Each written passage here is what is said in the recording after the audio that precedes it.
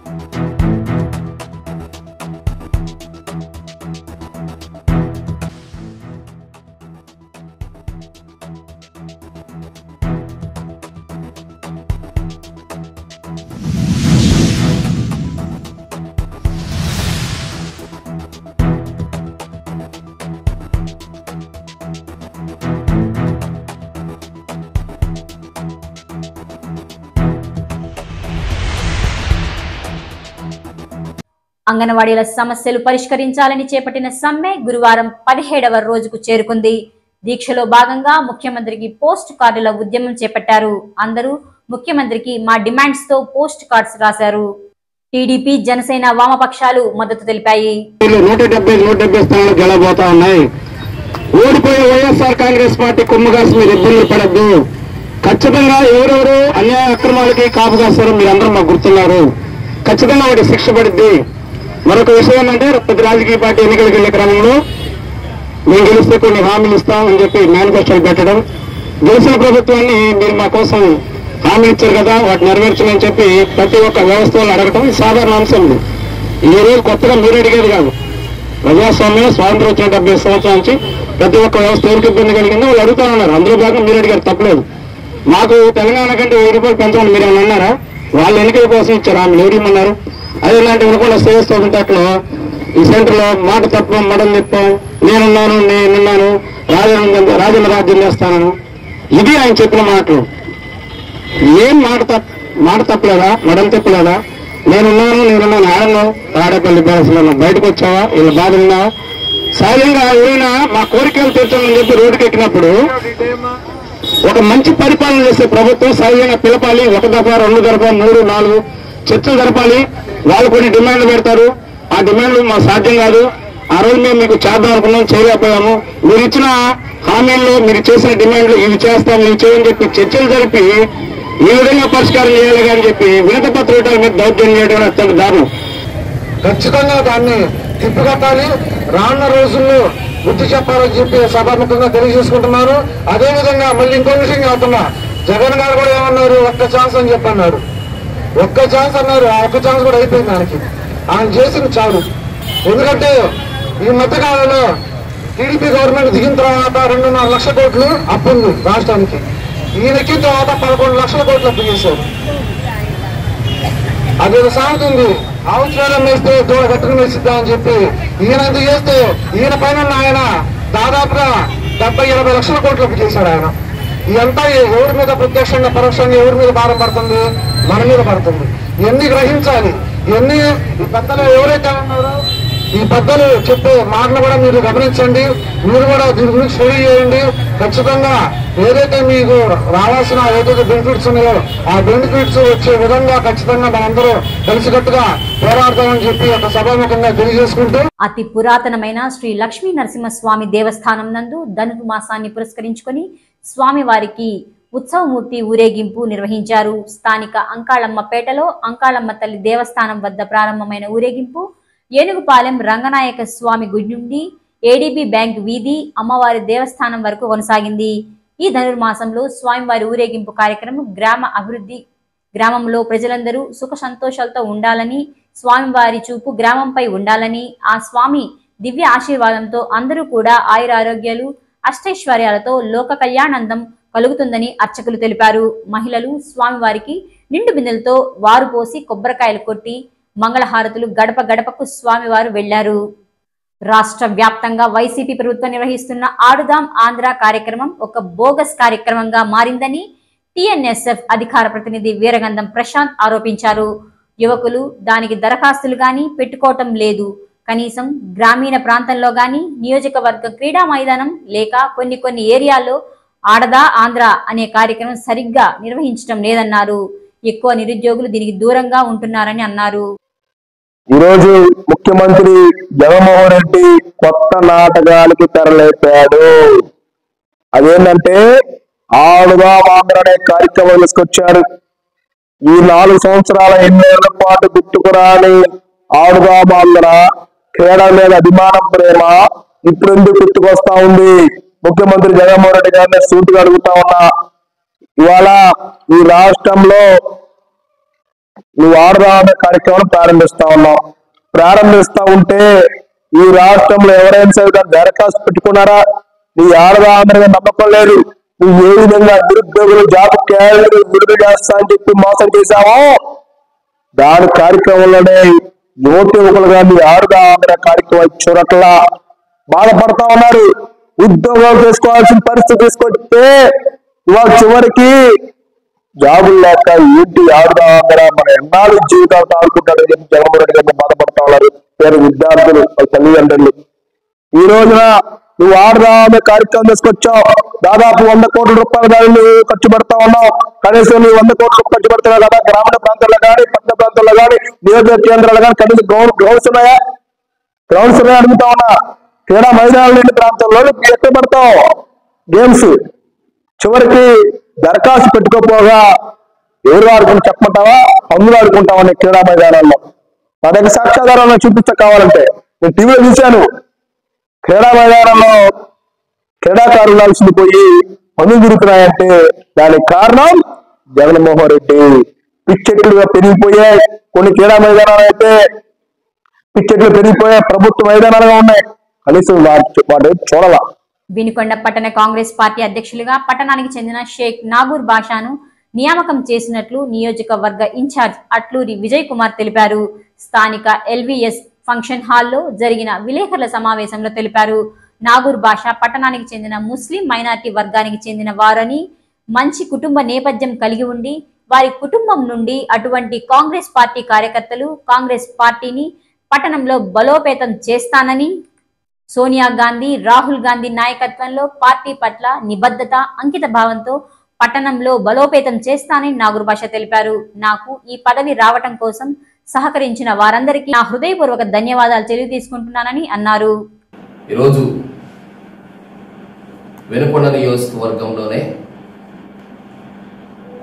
అనేకమైనటువంటి సమస్యలతో కొట్టుమిట్టాడుతున్నటువంటి పరిస్థితుల్లో ముఖ్యంగా యువత పక్కదారి పడుతున్నటువంటి పరిస్థితుల్లో ఈ రాష్ట్ర ప్రభుత్వం, కేంద్ర ప్రభుత్వం తీసుకుంటున్నటువంటి నిరంకుశ పాలనను తిప్పికొట్టే ఒక దిశా నిర్దేశతో మేము ముందుకు వెళ్ళాలని కాంగ్రెస్ పార్టీ ఆధ్వర్యంలో ఈ నియోజకవర్గంలో ఉన్నటువంటి యువతను మేల్కొల్పాలనే ఒక ముఖ్య ఉద్దేశంతో మీడియా మిత్రుల ద్వారా యువతకు మేము పిలుపునివ్వటం జరుగుతూ ఉంది.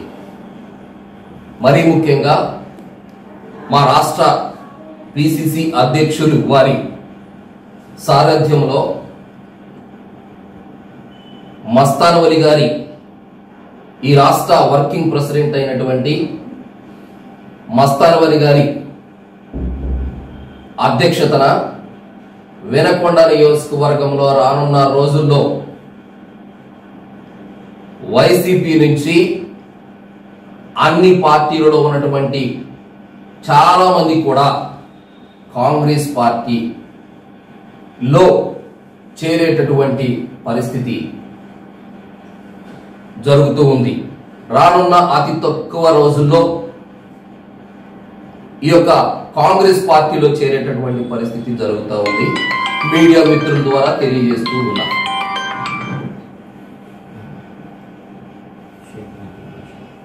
ముఖ్యంగా ఈ నియోజకవర్గంలో షేక్ నాగూర్ బాషా ఆధ్వర్యంలో కాంగ్రెస్ పార్టీలో 100 మందితో ఈ నియోజకవర్గంలో షేక్ నాగూర్ బాషా ఆధ్వర్యంలో యువతంతా కూడా ముందుకు నడిచేటటువంటి పరిస్థితి రానున్న రోజుల్లో జరుగుతూ ఉంది. మాజీ కౌన్సిలర్లు కానివ్వండి, ఈ జిల్లాలో ఉన్నటువంటి అగ్రనేతలుగా పిలువబడేటటువంటి పూర్వపు కాంగ్రెస్ పార్టీ లీడర్లందరినీ కూడా ఆహ్వానిస్తూ ఉన్నాం. ఇప్పటికే చాలా మంది మాతో టచ్ లో ఉండి కాంగ్రెస్ పార్టీ తీర్థం పుచ్చుకోవడానికి ముందుకు వస్తూ ఉన్నటువంటి పరిస్థితి ఈ వినుకొండ నియోజకవర్గంలో ఉంది. ముస్లిం మైనారిటీ మహిళ షేక్ కరీమున్ని, దళిత మహిళ ఎలిజబెత్ పై జరిగిన దాడిని ఖండించిన తెలుగుదేశం పార్టీ పల్నాడు జిల్లా మైనారిటీ సెల్ కార్యదర్శి పొట్లపాడు సాయిబా ఖండించారు. స్థానిక తెలుగుదేశం పార్టీ కార్యాలయంలో ఏర్పాటు చేసిన సమావేశంలో వారు మాట్లాడుతూ జరిగిన ఘటనపై ఉన్నతాధికారులు విచారణ చేపట్టి మహిళపై దాడి చేసిన నిందితులను పట్టుకొని వారిపై కఠినమైన చర్యలు తీసుకోవాలని డిమాండ్ చేశారు. అదేవిధంగా దళిత ముస్లిం మహిళలపై జరిగిన దాడిని రాష్ట్ర వ్యాప్తంగా అన్ని ప్రజా సంఘాలు ముస్లిం మైనార్టీ సంఘాలు, దళిత సంఘాలు, అన్ని కుల సంఘాలు, మేధావులు ముక్తకంఠంగా ఖండించాలని, నిందితులపై కఠిన చర్యలు తీసుకునేంత వరకు పోరాడాలని పిలుపునిచ్చారు. వెల్లటూరు గ్రామానికి చెందిన క్రియాశీలక కార్యకర్త శేషగిరి వెంకటేశ్వర్లను గుంటూరు జిల్లా జనసేన పార్టీ కార్యదర్శి నిశంకర్రావు శ్రీనివాసరావు పరామర్శించారు. శేషగిరి వెంకటేశ్వర్లు ఇటీవల జరిగిన రోడ్డు ప్రమాదంలో గాయపడగా వినుకొండ పట్టణంలోని ప్రైవేట్ హాస్పిటల్లో చికిత్స పొందుతున్నాడు. విషయం తెలుసుకున్న శంకర్రావు శ్రీనివాసరావు వైద్యశాలకు చేరుకొని వెంకటేశ్వర్లను పరామర్శించి యోగక్షేమాలను అడిగి తెలుసుకున్నారు. పార్టీ పరంగా తన అండదండలు ఎల్లప్పుడూ ఉంటాయని భరోసా కల్పించారు. 34వ ప్రపంచ దివ్యాంగుల దినోత్సవం సందర్భంగా కావలి పట్టణంలోని ఎంపీడీఓ ఆఫీస్ ఆవరణలో కావలి ఎమ్మెల్యే సతీమణి ఆదిలక్ష్మి సారథ్యంలో వైఎస్ఆర్ కాంగ్రెస్ పార్టీ జిల్లా ప్రధాన కార్యదర్శి పోసినేని వెంకట్రావు ఆధ్వర్యంలో దివ్యాంగుల దినోత్సవ వేడుకలు ఘనంగా నిర్వహించారు. ఈ సందర్భంగా పలువురు వ్యక్తులు మాట్లాడుతూ రాబో రోజుల్లో దివ్యాంగులకు మరిన్ని సంక్షేమ పథకాలు అందుబాటులోకి తీసుకొస్తామన్నారు. కావలి ఎమ్మెల్యే చేసినటువంటి అభివృద్ధి కార్యక్రమాలు కొనియాడారు. ఈ సందర్భంగా దివ్యాంగులకు ఆటల పోటీలు నిర్వహించి విజేతలకు బహుమతులు, అర్హత కలిగినటువంటి దివ్యాంగులకు ట్రైసైకిళ్లు, సంకకర్రలు, వీల్ చైర్లు, 300 మందికి దుప్పట్లు పంపిణీ చేశారు. ఈ కావలి నియోజకవర్గం అంటే మాకెంతో చాలా ఇష్టమైన నియోజకవర్గం నెల్లూరు జిల్లా అన్నా గారి మా గౌరవ శాసనసభ్యులు గారు తాడేపల్లి వచ్చినప్పుడు ప్రస్తుతాన్ని కలుస్తూనే ఉంటా.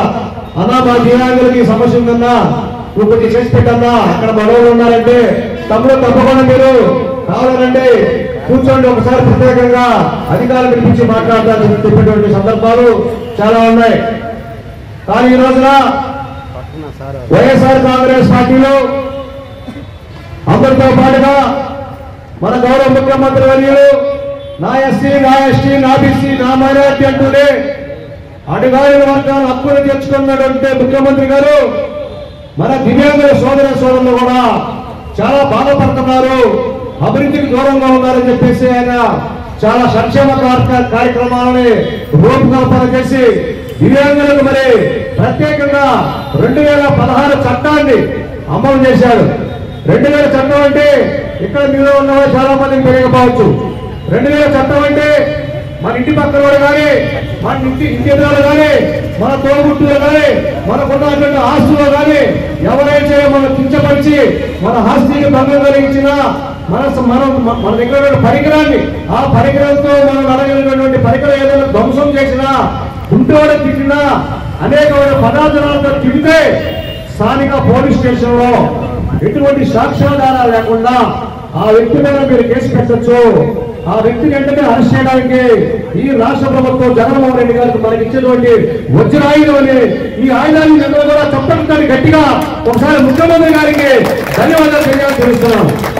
అదేవిధంగా చూస్తే అమ్మఒడి చూస్తే మన దివ్యాంగులకు వస్తుంది, రైతు భరోసా చూస్తే రైతులకు కొంతమంది దివ్యాంగుల్లో కూడా అందరికి వస్తుంది. మరి మన ఇంటికి సంబంధించి జగన్ కాలనీలో కూడా 5% మనకి రిజర్వేషన్ ఇచ్చాడు.